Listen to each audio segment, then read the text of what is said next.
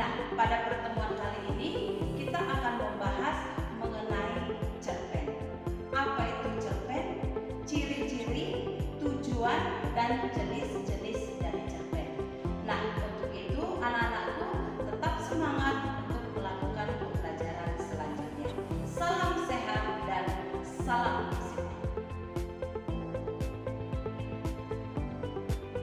Cerpen bab 4.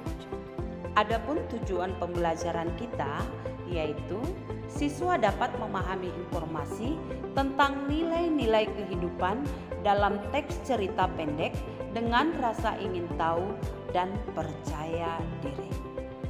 Pada bab 4 ini kita akan mempelajari nilai kehidupan dalam dunia cerpen.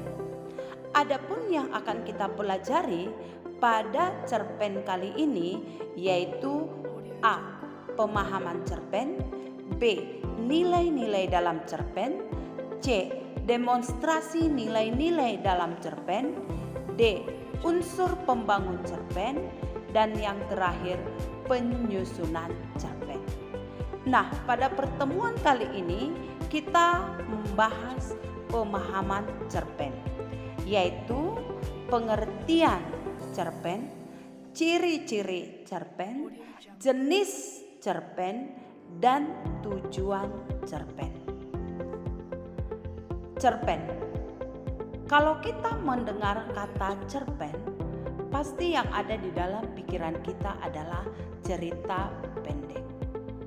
Tapi bukan berarti pengertian cerpen adalah cerita pendek.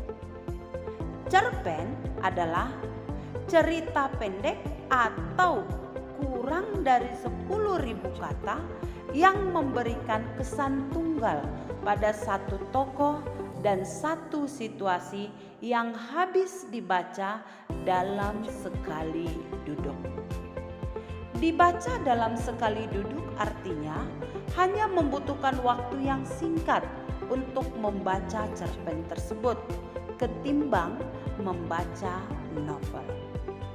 Nah, selanjutnya yaitu ciri-ciri cerpen. Adapun ciri-ciri cerpen yang pertama, panjang karangan lebih kurang 10 halaman atau 10.000 kata. Yang kedua, habis dibaca sekali duduk atau membutuhkan waktu yang singkat. Yang ketiga, tidak menggambarkan semua kisah para tokohnya. Hanya yang digambarkan adalah tokoh utamanya saja. Yang berikutnya, ada konflik tetapi tidak menimbulkan perubahan nasib pelaku.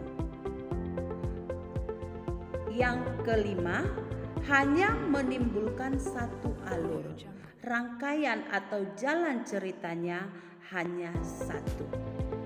Perwatakan tokoh dilukiskan secara singkat, tidak secara mendalam. Yang terakhir, menimbulkan kesan mendalam bagi pembaca.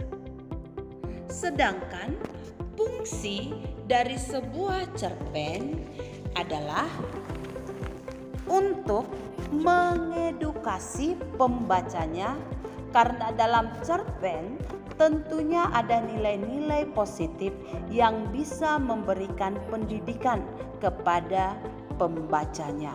Edukasi berarti memberikan pendidikan. Kemudian, cerpen juga bisa menjadi media kritik, terutama bagi penulisnya. Bisa menyampaikan kritik secara tersirat.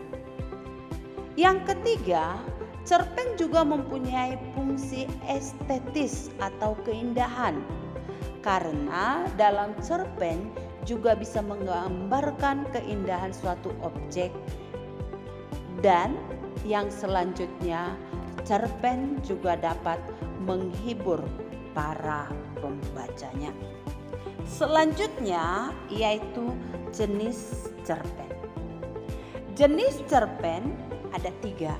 Yang pertama cerpen mini, yang kedua cerpen ideal, yang ketiga cerpen panjang.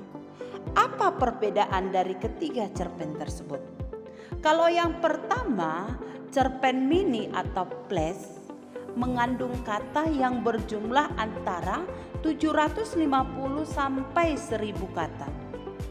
Yang kedua, cerpen yang ideal mengandung kata yang berjumlah antara 3000 sampai 4000 kata.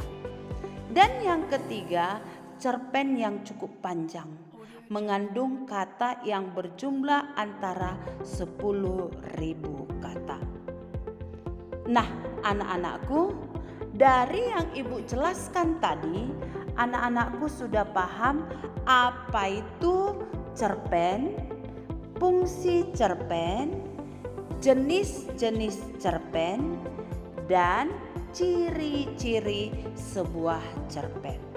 Nah, untuk lebih memahami apa sebenarnya cerpen itu, silahkan anak-anakku menjawab soal yang sudah Ibu buat di Google Classroom. Kerjakan dengan baik dan dikumpul tepat waktu. Salam dan sehat untuk kita semua. Salam SMT.